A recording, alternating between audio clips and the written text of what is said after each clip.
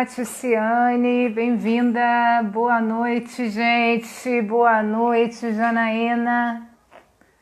Vamos esperar o pessoal entrar, acabei de chegar. Vamos acionar o aviãozinho para convidar quem estiver online para participar. Ó.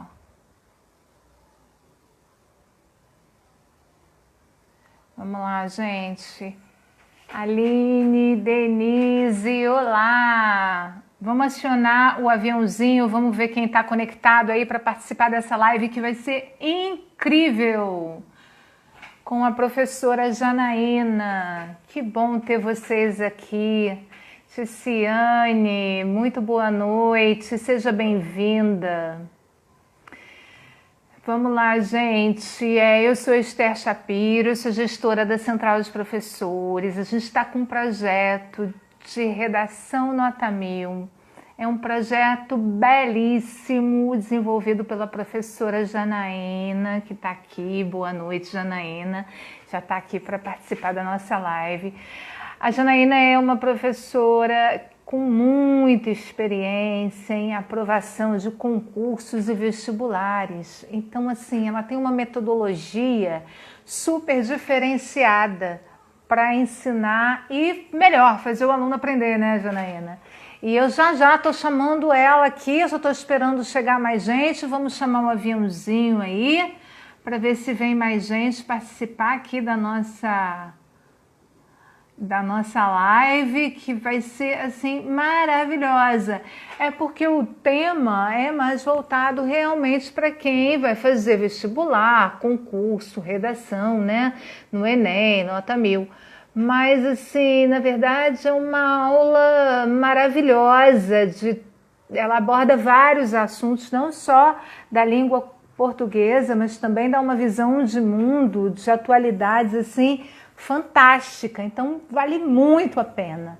Eu não vou me prolongar mais, eu vi que a Karine chegou. Karine, seja bem-vinda, chama seus contatos para participarem, fica super à vontade. Gente, faz perguntas, tá? A professora Janaína está aqui para responder, eu também vou procurar ajudar no que for preciso.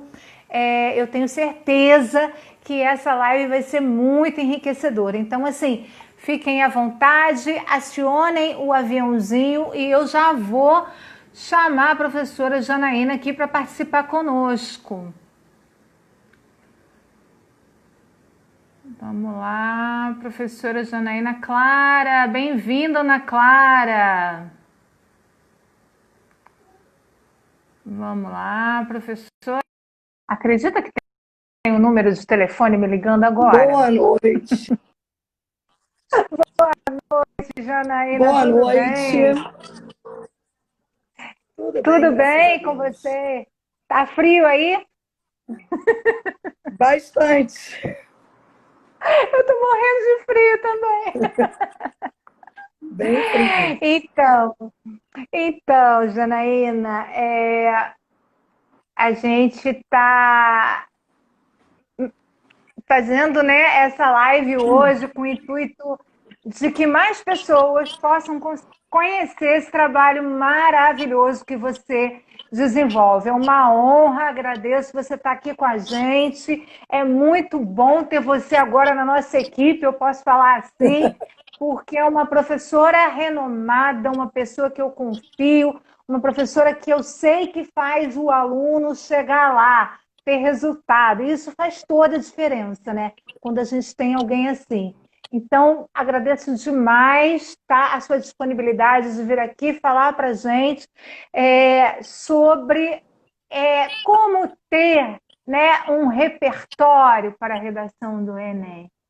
E aí eu quero que todos fiquem à vontade, estou pedindo para o pessoal chamar mais gente para participar dessa live, que eu tenho certeza que vai ser incrível. Né? O que eu estava falando aqui é que você não só dá dicas de como escrever uma boa redação, você passa pela questão da gramática, de português, você passa pela questão da visão de mundo, de atualidades e o melhor, daquilo que o Enem espera do candidato.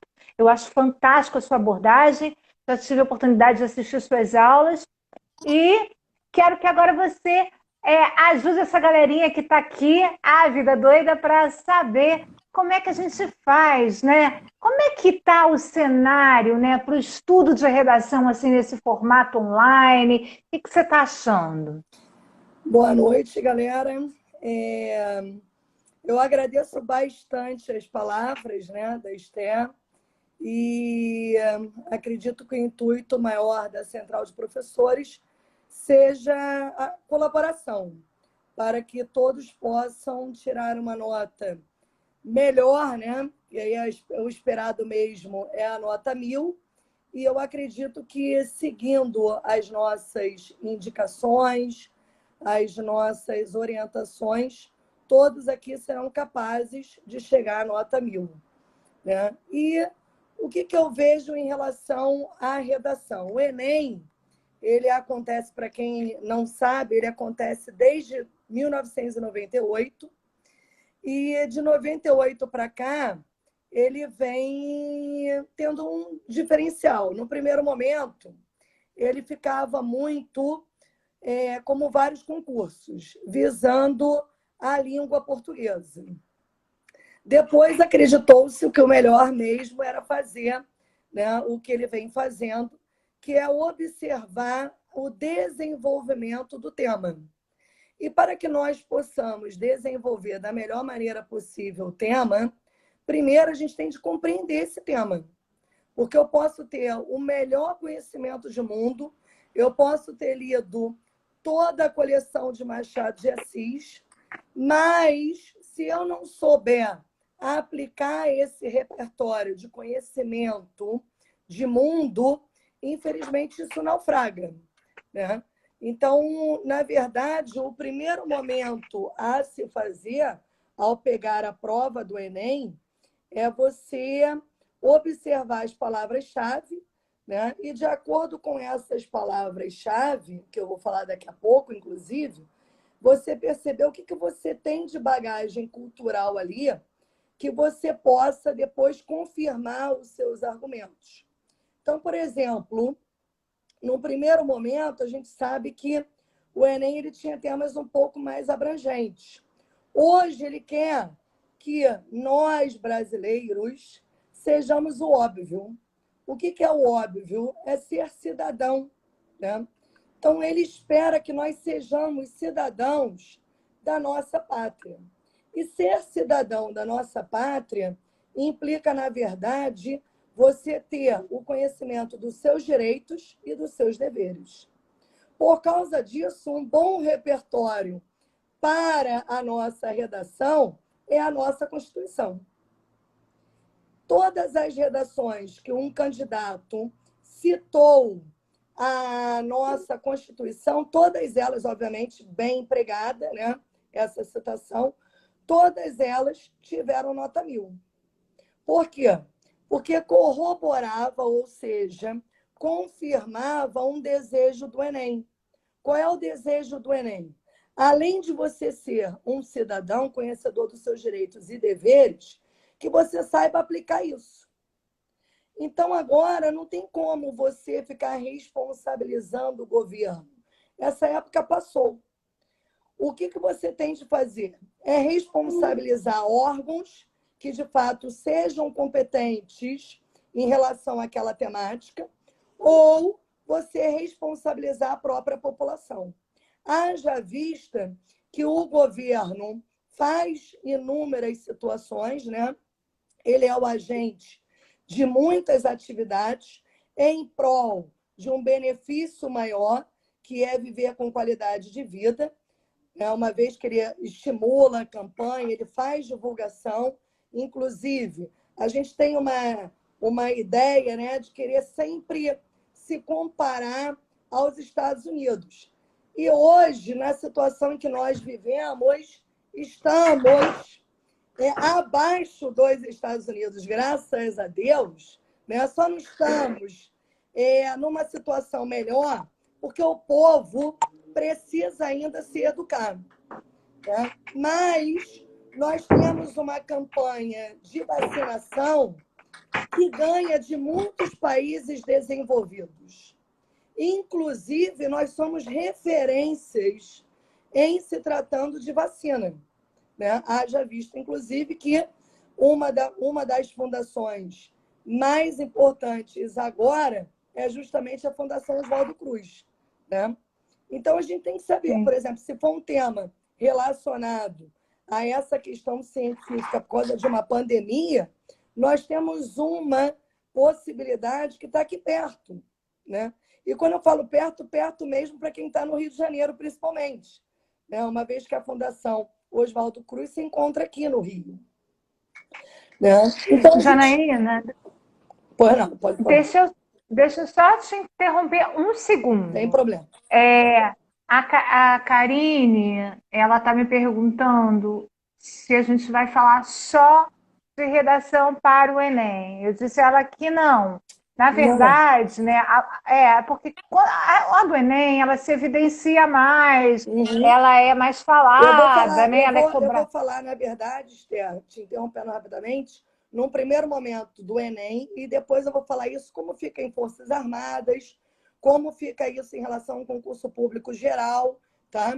Ai, que Tá? ótimo. Aí, Eu Karine, vou focar, respondido. eu vou focar em relação a isso. No primeiro momento, já, né, que houve Uhum.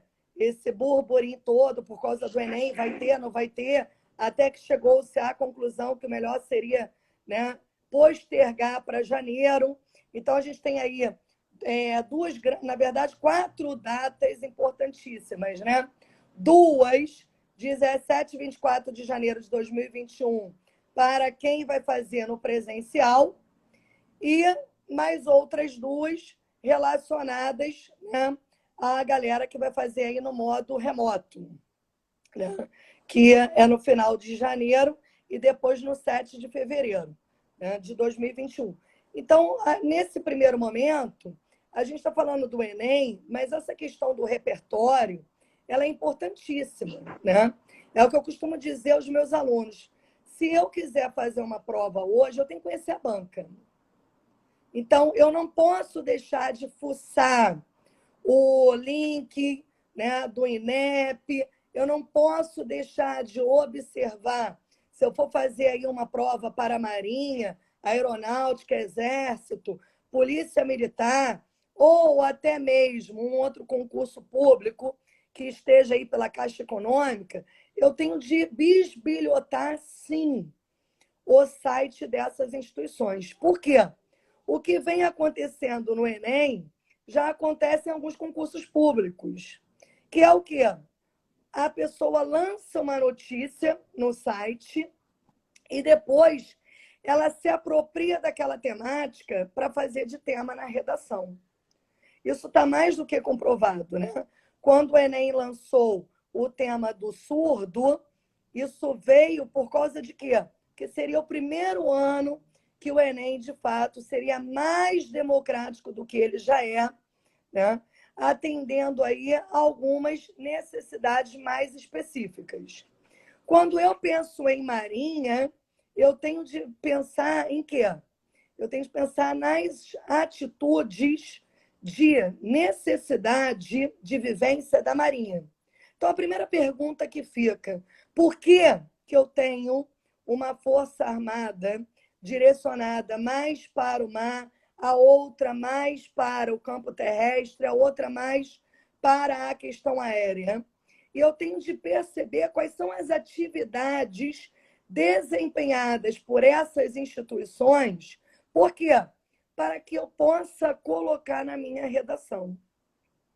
Lembrando que a redação não é só uma questão de conhecimento linguístico, né, que é o conhecimento da língua, o conhecimento do tema, mas também é um conhecimento de: será que eu estou apto para fazer parte desta instituição à qual eu quero pertencer?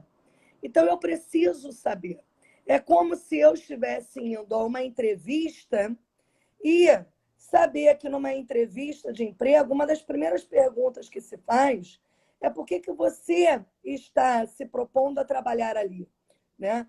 Qual é a sua afinidade, não só com aquilo que é produzido dentro daquela empresa, mas até mesmo dentro do próprio engajamento de corporação, de equipe. Então, eu tenho de saber isso, né? Inclusive, saber por que uma pessoa que poderia estar procurando A, B, C, ela, na verdade, ela me selecionou. O que eu tenho que fez com que eu fosse selecionado? Então, essas questões, elas são importantíssimas e elas são, né, um resumo, aí, uma síntese do pré-requisito do Enem em relação a repertório. Eu tenho que saber isso. Tá? Então, Você valida.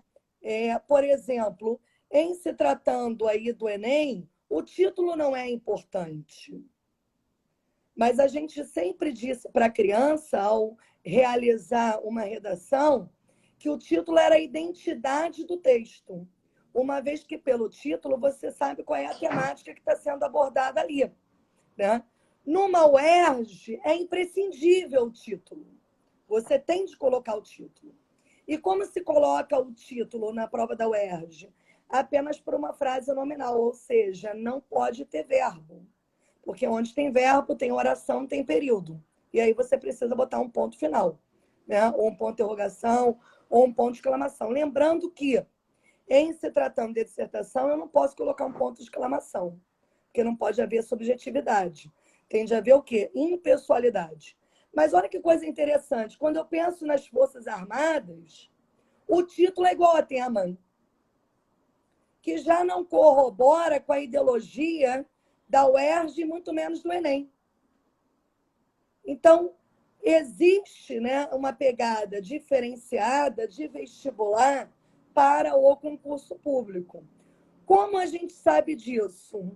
Por meio da leitura do edital, que eu acredito, como qualquer outro brasileiro, que muitos aqui, né, acabam abdicando, acabam passando por cima do edital.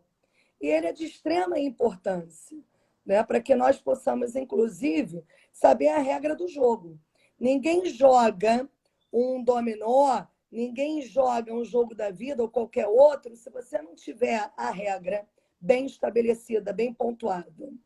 Senão você vai negligenciar uma situação importante para aquele jogo.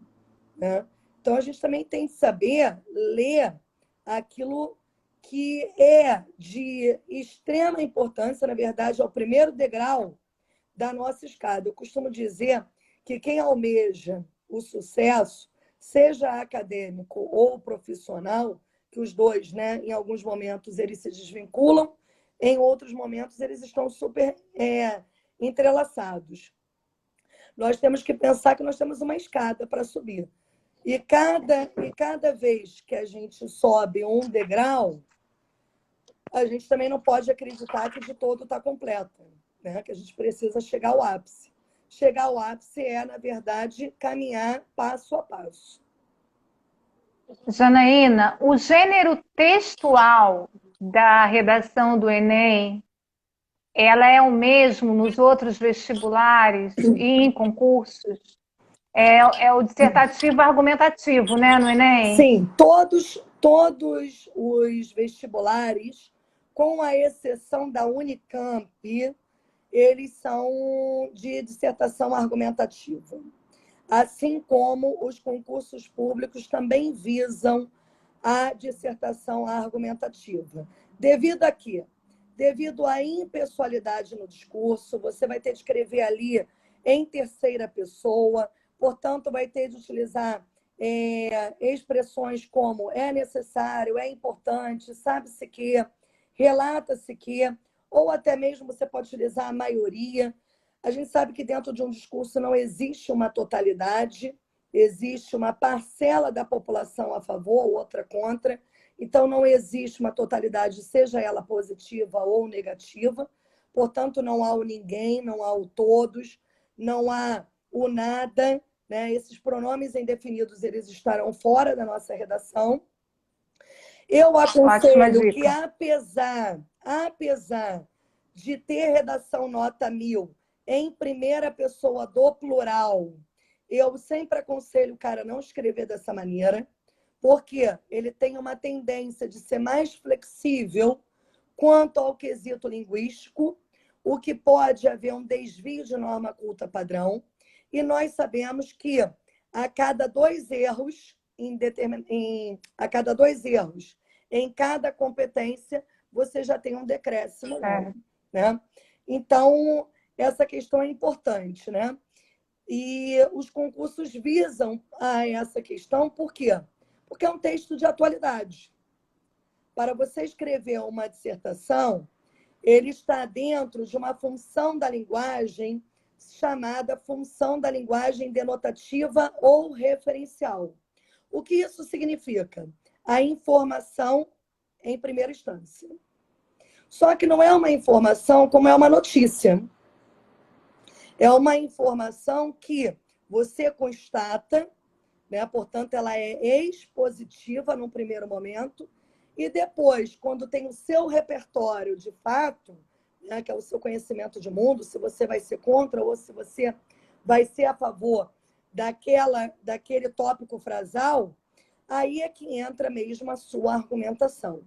Então, o uso de um mais, de um porém, de um todavia, no entanto, ainda que, mesmo que, embora, ou seja, essas conjunções, tanto da adversativa quanto da concessiva, elas serão utilizadas a todo vapor na sua redação. Uma outra questão, né, que a gente pensa o porquê, é que não tem jogo de palavras. Se eu vou informar, eu não posso ter um jogo de palavras.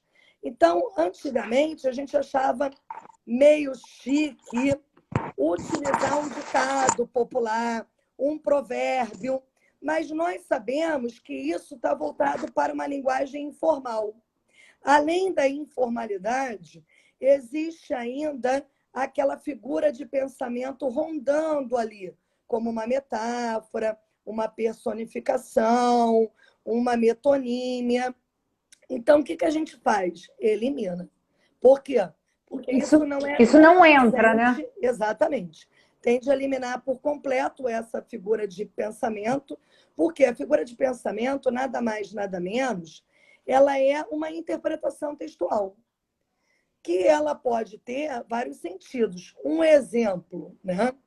Quando eu digo no meio do caminho, né, havia uma pedra no meio do caminho, eu posso pensar em várias situações. Eu posso pensar na pedra propriamente dita, né? Posso pensar em obstáculo, só que quando eu leio um verso que me diz assim, ó, eu jamais esquecerei desse acontecimento, então não posso pensar que era pedra.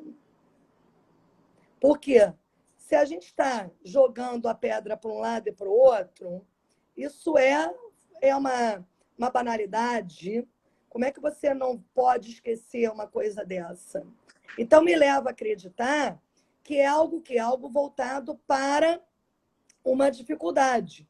Mas quem sabe a vida, aí entra o repertório.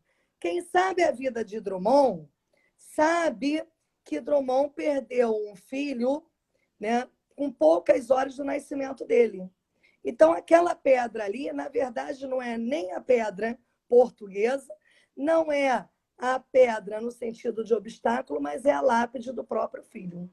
Aí, quando você lê, você tem todo um sentido mais coerente e até mais emocionante. Agora, a pergunta que fica: eu posso utilizar um texto literário na minha redação? Posso. Pode, contanto que você faça uma paráfrase. Entendeu? Eu poderia soltar um verso de Drummond sem problema nenhum, mas eu teria depois de fazer uma paráfrase. O que seria a paráfrase? Como é que faz? Você coloca entre aspas? Eu coloco a citação entre aspas, né, daquele verso, dizendo que aquilo ali não é meu, é de uma pessoa, né? E depois eu faço a interpretação daquilo ali. Para quê? Para eu estar de acordo com a tipologia textual, uma vez que é em prosa. A galera, eu acho interessante isso, né? Porque quando o cara bota dissertação em prosa, muitos acham que é um bate-papo, Outros acham que pode fazer qualquer coisa, faz inverso, faz... Não. Prosa, nada mais, nada menos, é parágrafo. Texto em parágrafo. Então, quando eu falo de um gênero textual em prosa, o meu objetivo ali é dizer, faça parágrafo. E, de preferência, que os parágrafos tenham períodos curtos, porque o Enem não gosta de períodos longos. Na verdade, nenhum concurso gosta de período longo. Tá? O que a gente observa na dissertação é que o período, no máximo, ele tem 4 orações. Por quê? Porque de 4 orações para cima, a pessoa vai ter de articular muito bem as pontuações. E nós sabemos que pontuação, assim como outros quesitos da gramática, acaba sendo o calcanhar de Aquiles de uma galera aí. Então, a gente vai ter de articular vírgula, ponto e vírgula, né? E uma questão interessante que me lembra agora, né, já que a gente está falando aí de repertório, por exemplo, eu vejo muita galera, e galera boa, galera que estuda, está ali na batalha, quando vai citar o título de uma obra, não coloca nem as aspas e não faz a referência do título com letra maiúscula. Isso perde ponto? Sem dúvida. Porque se você não puser as aspas e não colocar com letra maiúscula aquilo ali, denota 2 situações. Uma, se você não colocar aspas, é plágio. Plágio é crime, como nós bem sabemos. E se você puser com letra minúscula, existe ali um desmerecimento, uma depreciação da obra daquele autor. Então, é como se você quisesse, né, confirmar uma coisa, mas você nem dá crédito de fato para aquilo. Então, como é que você cita, mas você nem dá crédito? Como assim? Né? É a pergunta Nossa, que a super gente faz. interessante. Super Entendeu? interessante você estar justificando aqui para gente o uso da letra maiúscula, até no nome próprio, no Exatamente. substantivo próprio, né? Eu me Porque lembro... você está enaltecendo. Sim, Muito legal. eu me lembro, Esther, aqui tem a música, né? E agora, José, né? Com que roupa eu vou para o samba que você me convidou? Tem algumas pessoas que, ao reproduzirem esses versos, colocam o José até com letra minúscula. Mas qual é o propósito? Dizer que o José é qualquer um. Né? Ele não tem um valor. Ele só simboliza um agente na sociedade. Mas quem é esse agente? Não tenho a mínima ideia. Né? Porque eu não dei o valor, o merecido valor ao José. Agora, se eu puser com letra maiúscula, eu já sei quem é esse José aí. Se, inclusive, ele tem boas ou más intenções. Viu? Muito bom, muito interessante. Faz a gente pensar, né? Sim, sim. Viu? Muito legal. Muito bom. Eu vejo aqui, estou E tentando acompanhar as perguntas, mas eu confesso a você que eu não eu consigo também. me ater a isso. Porque passa Espera tão aí, deixa eu ver se rápido. a gente tem pergunta. Passa rápido. Não, mas não tem. Gente, faz pergunta. A Cláudia está aqui, que é do nosso grupo. A Duda, Luiz. A Duda querida, sua aluna, Janaína. Obrigada! A Raquel, gente, pergunta, senão quem vai perguntar sou eu. Pode fazer a pergunta, estamos aí para isso. Janaína, e tema? Como que eu vou saber? Sabe o que eu fico pensando? Se eu fosse aluna do Enem e caísse um tema que eu não tivesse visto, passou despercebido e eu não vi. Por exemplo, aquele que foi da publicidade infantil, eu pessoalmente, eu não sei muita coisa sobre isso porque eu não vejo publicidade infantil. Eu não acesso os canais que têm publicidade infantil, então eu não sei. Como que eu ia me virar? Como é que a pessoa pode se virar se isso acontecer? Ela não viu o tema, o que ela faz? Dá uma dica aí pra gente. Olha, uma saída para isso é fazer uma pergunta, né? A pergunta básica do Enem é sempre assim: por que de tantos temas o Enem escolheu isso? Então, a primeira pergunta seria, na verdade, essa questão aí. A segunda, que é uma saída, é você pensar, né, por quê, né? Por que se fala de publicidade infantil no Brasil? É sempre bom a gente restringir o local, né? Como o Enem ele deseja esse aspecto de cidadania, então eu tenho de pensar sempre em Brasil. Não que os outros países não venham a me interessar, mas eu tenho de sempre colocar essa questão específica, tá?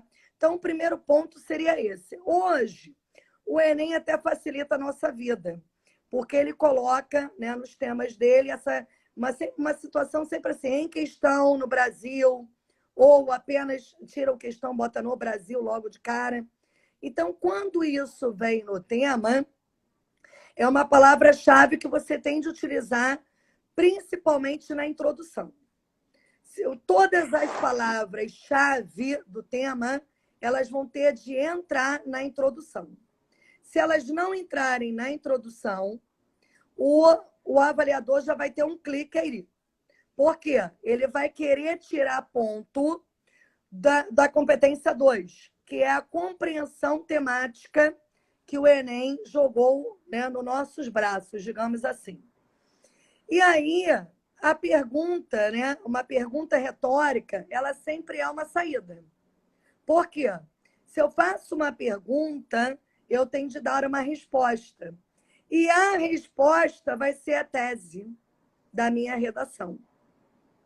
Então, quando eu não tiver nenhuma ideia do que escrever, eu vou ter de fazer algumas perguntas. Uma delas, por que se fala de publicidade no Brasil? Publicidade infantil, né? A gente percebe que hoje, as crianças, numa temática dessa aí, as crianças elas estão cada vez mais utilizando as mídias no modo geral, né? Então, o que se pegou? Inclusive, Esté, vou ter de mexer aí com a sua profissão, porque muitas pessoas ligadas à sua área, né, tanto aí a parte de psicologia, quanto a parte de pedagogia, então aí, né, pega-se um profissional psicopedagogo e vai criar estratégias de venda para aquela criança. Sabemos que qualquer venda que alude brinquedo, que faz alusão a brinquedo, é uma venda garantida, né? Só que agora a gente percebe que essas vendas são umas vendas indiretas. Por quê? Porque nós temos os influenciadores digitais. Então, esses influenciadores digitais, à medida que eles recebem na casa deles, e eles vão, sem grande intenção, vão mostrando como aquilo funciona, vai instigando a nossa curiosidade a ponto de fazer o quê? De efetuar a compra. Aí você pensa, se nós adultos, às vezes, não utilizamos o filtro, imagine uma criança sem filtro, né? Ela não tem a mínima ideia de quanto custa de fato. Você pode dizer que custa muito caro ou custa muito barato, a criança não tem ideia de valores. Então, ela acredita que o simples fato de saber que os pais estão trabalhando significa dizer que eles podem comprar aquele produto. Então, é uma alusão mesmo, né, a essa falta de conhecimento, não só pedagógico, mas conhecimento de mundo, em relação ao valor monetário, em relação ao valor financeiro, né? E aí, à medida que coloca-se aquilo em prática, né, o jogo se dispõe a ensinar, você vê até a fala das mulheres que trabalham com esse tipo de propaganda, são falas imitando, inclusive, professoras em sala de aula. né? Repete, fala com ar de carinho, aquele tratamento muito maternal, e a criança acaba acreditando que não tem outra saída. E fora, a questão do pertencimento, né? Nós precisamos pertencer a um grupo. Então, a criança também tem essa necessidade por acreditar que ela só é vista, um ser vivo de fato a partir do momento que o outro olha para ela. Então, também tem essa questão. E a escola fomenta isso. Quando? Quando ela cria o dia da novidade, que vira um tumulto na vida do adulto, né? Porque a criança, às vezes, não quer levar o brinquedo repetido. Ainda tem essa questão aí. Então, indiretamente, a escola corrobora com a aquisição de bens materiais. Estimula. E aí, e os textos motivacionais, eles podem dar dicas? Os textos motivacionais, eles dão dica em que sentido? A banca tem uma defesa a respeito daquele tema. Então, os textos, como você mesma utilizou aí, né, selecionados, você utilizou esse adjetivo. Eu não seleciono nada daquilo que eu não acredito. Eu não seleciono nada interessante para mim. Então, o que acontece? Os textos motivadores, eles também podem servir para a sua redação. Só faço uma recomendação. Qual é? Não copie literalmente o que está lá no texto motivador. Para isso, você vai lembrar daquela aula lá do 8º ano, que a professora dizia, né? A professora dizia assim, ó, faça um resumo com as suas palavras. Leia e faça um resumo com as suas palavras. Então, o interessante é ler e depois você interpretar aquilo ali e, em seguida, escrever a sua interpretação. Por quê? Se você tirar um fragmento de maneira fidedigna, aquele fragmento ele será descartado na sua redação. Exemplo, se você tirou um fragmento que corresponda a 5 linhas, você não tem essas 5 linhas ali. Elas foram eliminadas do seu texto. Tá? Agora, uma dica. Há alguns anos, isso aí já tem 5 anos para ser mais precisa, o caderno do Enem do dia, né? Que na verdade agora nem é mais dia, agora é domingo, né? O domingo anterior ao domingo da redação, ele já vem com uma dica do tema. Então, em questões de filosofia, história, geografia, biologia, esses cadernos já têm ali um pulo do gato para você ter uma ideia do que será abordado na prova do Enem em redação. Isso a Muito gente legal. viu mais ainda quando veio o tema da mulher.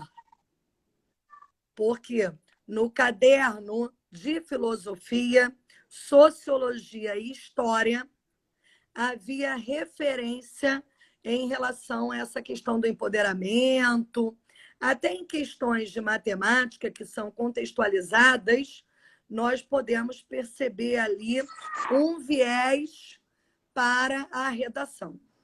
Agora, a gente também sabe que o Enem ele visa a 3 pilares da nossa sociedade: a mulher, a criança e o idoso. Então, né, eu fico bastante inclinada para o idoso. Já foi tema, mas foi tema do Enem em inclusão digital. Mas existe hoje uma situação de descaso em relação ao idoso, o que provoca uma depressão, né? Então, eu acredito que um tema, ainda mais hoje, a gente vivendo nesse isolamento social, eu penso muito num tema voltado para isso. Janaína, e os temas que envolvem a inclusão social, né? Porque entrou teve um ano que entrou a questão dos surdos, né? Uhum. Eu penso que também é um tema forte, né? Dessa questão enfim, eu não sei se a questão do racismo, que está sendo muito falada agora, né? Do antirracismo, a questão de deficientes, né? De várias. Você acha que são temas que são pertinentes, que podem aparecer? Isso, eu acredito mais em vestibular de faculdade particular. Por quê? Em se tratando do Enem, aquilo que fica muito exposto cai numa certa banalidade de discussão. Então, o Enem é muito de deixar a poeira assentar e, em outro momento, ele vai colocar aquele tema à tona. Mas tudo que está muito mesmo em voga, né, ele tem uma certa restrição. Pode ser, isso aí eu já não descarto, pode ser usado em interpretação textual, em variedade linguística, já que eles pegam muitos textos que foram feitos em debate e colocam isso para a variedade linguística, ou até mesmo em uma prova como história, como filosofia, sociologia. Agora, tema de redação, eu acredito que não, pelo comportamento do Enem. E aí, quando eu falo comportamento do Enem, como ele já vem desde 98, eu falo mais de 10 anos para cá. Então, em uma década, a gente percebe que o comportamento do Enem não é massificar mais ainda a ponto de chegar a um desgaste maior daquele assunto. Principalmente um tema como esse. Agora, se cair, vale a pena a gente contextualizar pelos fatos históricos, né? E os fatos históricos que nós temos em relação, por exemplo, esse comportamento ainda não mudou de racismo, até por causa da nossa história. Houve a assinatura da Lei Áurea, mas efetivamente a escravidão está aí. E agora, né, eu tenho até um novo feitor, o novo feitor chama-se internet, né? Então, eu tenho um novo feitor aí, né? Um novo modelo de feitor, né?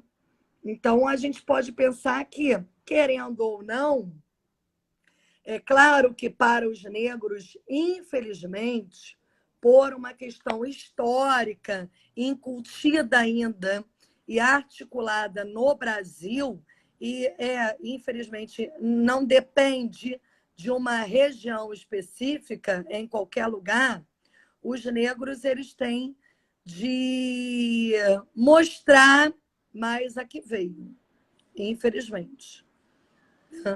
Isso em qualquer carreira, e principalmente se a figura negra ela for mulher. Aí a situação piora absurdamente.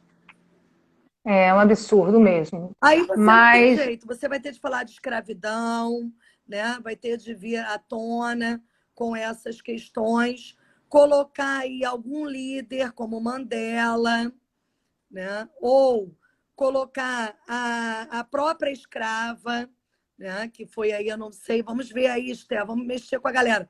Vamos ver aí se alguém diz, né, o nome da escrava, que foi, digamos assim, audaciosa para a época, né? E serviu até de tema de novela, serviu de tema para livro. Aí você vai ter de contextualizar. Um bom repertório literário é o Lima Barreto. É isso que eu ia perguntar. O Lima Barreto é E ótimo. Agora, lembrando, galera, que ainda tem seu Machado de Assis. Porque como assim um presidente da Academia Brasileira ser negro? Então, em muitos anos, seu Machado de Assis foi trabalhado no Giz para, né, ilustrar aí, ficar pálido. pois é, uma palidez que não existe. Ou até mesmo, quer ver uma coisa? Os próprios times de futebol, né?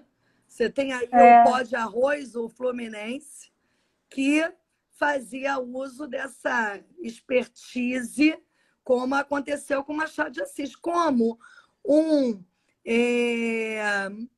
um grande escritor brasileiro, como assim ser negro, né? Ou ser mulato. E é interessante a gente saber isso, né? Porque o mulato vem de mula. Então, também tem uma depreciação aí. A gente tem uma depreciação com os primos dos equinos, né? Então, o que vale para a gente é o cavalo, é a égua. Passou disso, a gente já tem uma certa restrição, infelizmente. Então, a gente pode falar até dessa questão aí da pessoa, né? Ser chamada de mulata, isso aí, obviamente, pela história, e contextualizar pela etimologia da palavra, né?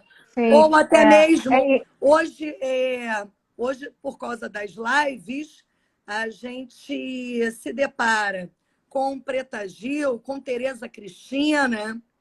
Quantas mulheres negras que estão aí aceitando-se e têm de se aceitar mesmo, né? E mostrar para a sociedade que, independente de raça, independente de qualquer desigualdade, todos nós somos capazes de chegar aonde desejamos chegar. Então, Tereza Cristina, nas lives dela, tem batido muito a tecla em relação a essas expressões que nós utilizamos, né? Como a situação tá preta e etc. Né? Tem umas até mais baixo nível que não merece aqui comentário. A Viviane está perguntando: preto ou negro? Eu prefiro afrodescendente. É o politicamente correto, né? Então, admirando os direitos humanos, eu prefiro o afrodescendente. Nem o negro, nem o preto, porque isso, na verdade, é uma questão muito subjetiva. Eu me lembro que, quando criança, uma das minhas melhores amigas negra, e a gente era chamada de café com leite, porque onde estava uma, estava outra, né? Como algumas pessoas costumam dizer, né? Unha e cutícula. E, por muito tempo, eu a chamei de minha pretinha. Hoje... Carinhosamente, né? Pois é. Né? A gente sabe aí que esses diminutivos, né, que não necessariamente denotam tamanho pequeno, né, esse sufixo, melhor dizendo, esse sufixo inho, ele pode denotar N situações. No nosso caso, era uma afetividade. Mas a gente sabe que, dependendo, o inho pode ser até uma depreciação. Né? Então, assim, é fala de mulher. E o ideal é que você nunca venha colocar isso numa redação. Sufixo inho está completamente fora. Para isso, existem os advérbios de intensidade, como bastante, muito, pouco, e etc. Então, nem preto nem negro. Vai pelo afro, que você não vai... Porque houve uma polêmica, né? Quer dizer, há cerca aí de 2 anos, se o Enem tinha a necessidade de zerar uma prova que violasse os direitos humanos. Então, para apaziguar os ânimos, os responsáveis pelo Enem mencionaram que não havia mais esse critério de zerar a prova do candidato quando ele fizesse algum desrespeito aos direitos humanos. Só que nós sabemos que quem vai corrigir a nossa prova é uma galera que não pode ser preconceituosa. Ela tende a aceitar o boi e a boiada, que no caso é um professor de língua portuguesa. Inclusive, dois pontos de disciplina, né, de conteúdo, melhor dizendo, desse cara é falar exatamente isso, de variedade linguística e que haja um encerramento de preconceito linguístico. Então, o cara tem que ser altamente democrático. Por causa disso, você não pode violar os direitos humanos. E também acredito eu que a prova não seja para isso, né? A prova é mais mesmo para você degustar o tema e, ao degustar o tema, você fazer do texto o que realmente ele tem por definição. Quando a gente pensa no texto, a gente pensa num tecido. Mas o tecido só é bonito, de fato, aos nossos olhos a partir do momento em que ele é tecido, né? O que é o tecido? É pegar mesmo, coser, costurar aquilo ali, né? Então, é como se você tivesse com um quebra-cabeça nas suas mãos, totalmente desmembrado, e você precisasse, naquele momento, fazer a conexão. Ou seja, fazer uso da coesão e da coerência. Entendeu? E aí a gente volta àquela questão. Não adianta eu ler a coleção de Machado de Assis se eu não souber o momento de entrar com aquela citação, né? Ai, Janaína, maravilhoso. Nossa, eu ficaria aqui mais horas te ouvindo, só que a gente está com pouquíssimo tempo já. Já faltam 7 minutos para encerrar a live. Eu queria que o pessoal, se tivesse alguma pergunta para fazer, fizesse perguntas, adicionasse a gente aí no. Aqui em cima aparece, né, o nome da Janaína, o link da Central dos Professores. Então, salvem a gente, sigam a gente. Quem quiser fazer alguma pergunta para a gente, pode usar o direct, a gente vai tentar responder. Quero convidar todos que estão aqui para uma aula online, gratuita, com a professora Janaína, amanhã, pelo Zoom.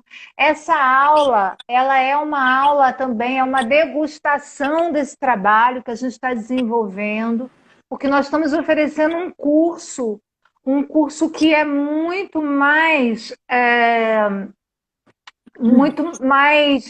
rico, né? Muito mais detalhado, muito mais aprofundado, essa é a melhor palavra, para ajudar vocês, né? A professora Janaína vai fazer correções individualizadas, a gente está com uma limitação na quantidade de alunos, para poder dar um atendimento individualizado, personalizado, que é essa característica da nossa empresa, fazer realmente esse diferencial com aqueles alunos que querem atingir bom resultado. Então, o curso é para isso, é para que você garanta um bom resultado, vai ser super bem assistido.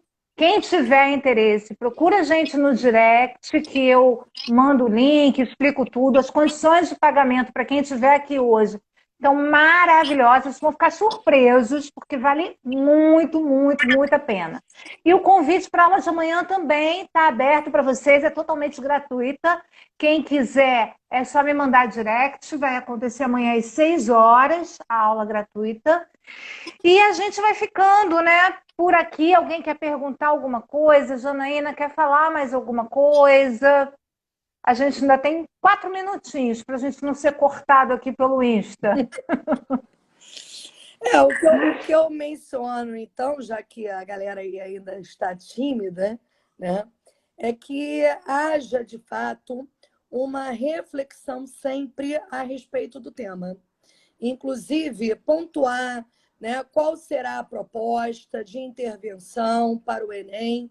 Em outras redações de outros concursos, isso não vai ser possível, é somente no Enem, uma vez que o Enem sempre tem um tema problema. Está na moda, no meio acadêmico já há algum tempo, por causa do Enem, problematizar. Então, você tem de problematizar a situação para quê?